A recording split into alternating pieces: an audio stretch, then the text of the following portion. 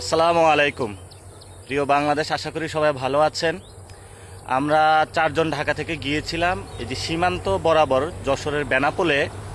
সেখানে হলো ভারত থেকে তারা তাদের যারা ভোটার তালিকা থেকে বাদ দিয়েছে তাদেরকে বাংলাদেশে পুশিন করার চেষ্টা চালাচ্ছিল।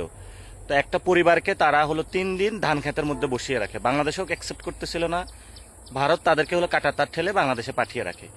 তো বাংলাদেশের সীমান্ত ব্যবস্থা দুর্বল, সীমান্ত হত্যা এবং এই যে পুশিন করে প্রায় 30 লক্ষ লোককে এবং তাদের ফ্যামিলি সহ বাংলাদেশে তারা পাঠানোর চেষ্টা করছে, যেটা হলো আমাদের পুরো সার্বভৌমত্বের জন্য হুমকি। এমনি আমাদের এখানে রোহিঙ্গা আমরা ক্রাইসিস থেকে এখন উত্তরণ করতে পারি নাই। এমত অবস্থায় এই ধরনের বড় একটি বিপর্যয়ের মধ্য দিয়ে বাংলাদেশ যাচ্ছে। এজন্য হলো আমরা ছুটে গেলাম সেই যশোরের বেনাপোল সীমান্তে। সেখানে আমাদের জুয়েলও ছিল, খালেদ সাইফুল্লাহ জুয়েলও ছিল, আরও অনেকে ছাত্রশক্তি, যুবশক্তি, এলাকাবাসী প্রায় 1000-2 নেতাকর্মী ছিল। আমরা সেখানে যেই জায়গাতে তাদেরকে পুশিন করেছিল সেখানে গিয়েছিলাম। তো গতকালকে যেটা হয়েছে, গতকালকে আমরা আজকে যাব এটা শুনে সে মানুষগুলোকে ভারত ফিরিয়ে নিতে বাধ্য হয়েছে।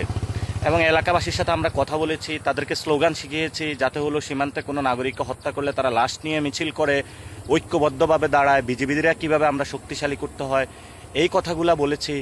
এবং সাথে সাথে বাংলাদেশের সার্বভৌমত্ব এবং মর্যাদাকর বাংলাদেশ কীভাবে আমরা গড়তে পারি সে বিষয়ে আমরা সীমান্তবাসীর সাথে কথা হয়েছে।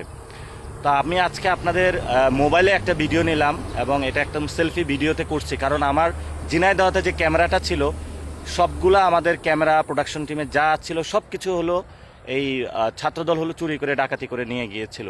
যাক, আল্লাহ ভরসা, এখন মোবাইল আছে, মোবাইল দিয়ে ভিডিওটা করলাম। তো আশা করি যে আমরা সেখানে যখন আমাদের প্রোগ্রাম শেষ করেছি, প্রোগ্রাম শেষ করে রওনা দিলাম, একটু পরে আসার পরে আমাদের গাড়িতে হলো ইট পাটকেল নিক্ষেপ করা শুরু হয়। আমাদের পুরো পিছনে সব গ্লাস ভেঙে যায়। আল্লাহর রহমতে আমরা নিরাপদে আছি। এবং আমরা আপনাদের উদ্দেশ্যে বলবো যে বাংলাদেশের পক্ষে দাঁড়ান। এখানে কোনো এনসিপি, জামাত, বিএনপি কোনো দলাদলি নাই। বাংলাদেশের এটা জায়গা। আপনার ইন্ডিয়া দেখেন, ন্যাশনাল সিকিউরিটি হলে সব দল একসাথে মিটিংয়ে বসে। তাহলে আমাদের এত বড় একটা ন্যাশনাল ক্রাইসিসে কেন সবগুলো দল একসাথে বসতেছে না? কেন প্রধানমন্ত্রী সবাইকে ডাকতেছে না? এবং কেন এই বিষয়টা রিজলভ করতেছে না? কেন ভারতকে কড়া বার্তা দিচ্ছে না? এই বিষয়গুলো আমাদের তরুণদের মনে প্রশ্ন থেকে যায়। তা আমরা তরুণরা বাংলাদেশে ঐক্যবদ্ধ, বাংলাদেশের 18 কোটি মানুষ যারা ডায়াসপোরাতে, আমাদের যতদিন শরীরে রক্ত থাকবে ততদিন আমরা ইনশাল্লাহ সীমান্ত রক্ষা করে যাব। সীমান্ত এবং সার্বভৌমত্বের প্রশ্নে, ইসলাম এবং মুসলমানদের প্রশ্নে আমরা বাংলাদেশে কোনো আপোষ করব না। সবাই ভালো থাকবেন, দোয়া করবেন আমাদের জন্য। আসসালামু আলাইকুম। ইনকিলাব জিন্দাবাদ।